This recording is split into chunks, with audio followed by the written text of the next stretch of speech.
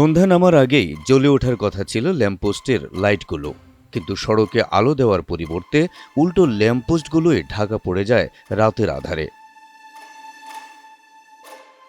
2019-20 অর্থবছরে টিআর কাবিটা প্রকল্পের আওতায় কুষ্টিয়ার মিরপুর দৌলতপুর সড়কের মিরপুর থেকে সিংপুর পর্যন্ত গুরুত্বপূর্ণ স্থানগুলোতে 7টি সোলার প্যানেল ল্যাম্পপোস্ট স্থাপন করা হয়েছিল, কিন্তু কিছুদিনের মধ্যেই একে একে নষ্ট হয়ে যাওয়ায় সবগুলো ল্যাম্পপোস্ট এখন অকেজো। বান্ডেল থাকলে প্রতি সেনমানিতে টাকা বাঁচবে। বিকাশ সেনমানি বান্ডেল কিনে জিতুন প্রতি লেনদেনে। ফলে এই রাস্তায় এখন বেড়েছে চুরি, ছিনতাই, ডাকাতি সহ নানা অপরাধ। রাত্রি চলার পথে সব ভয় করছে, কারোর যার ডাকাতের ভয়, আবার কারোর ছিনতাইকারীর ভয়, সমস্যা তো আছেই। এই রাস্তা দিয়ে মিরপুর ভাড়ামারার লোকজন রাত্রিকালে যাতায়াত করে।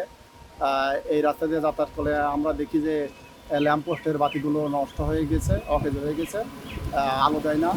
এই আলো না দেওয়ার কারণে আমাদের চলাফেরা করতে অসুবিধা হয়। এই রাস্তা দিয়ে দিনের বেলায় চলাচল শুরু হলে রাত্রির বেলায় চলাচল খুবই অসুবিধা। স্থানীয়রা বলছেন, এই সড়কে সোলার প্যানেলের ল্যাম্পপোস্টগুলো স্থাপনের পর থেকে নিয়মিত রক্ষণাবেক্ষণ করা হয়নি, ফলে এসব ল্যাম্পপোস্টগুলোর ব্যাটারি সহ গুরুত্বপূর্ণ অংশ নষ্ট এবং চুরি হয়ে গেছে।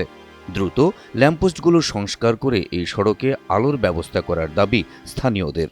যদি এই আলোগুলো পুনরায় মেরামত করা হয় তাহলে এই রাস্তা দিয়ে মানুষজন ভালোভাবে চলাফেরা করতে পারবে। এই লাইটগুলো যদি লাগানো হয় পুনরায়, তাহলে হয়তো কিছুটা ঝুঁকি ইনশাল্লাহ কমবে।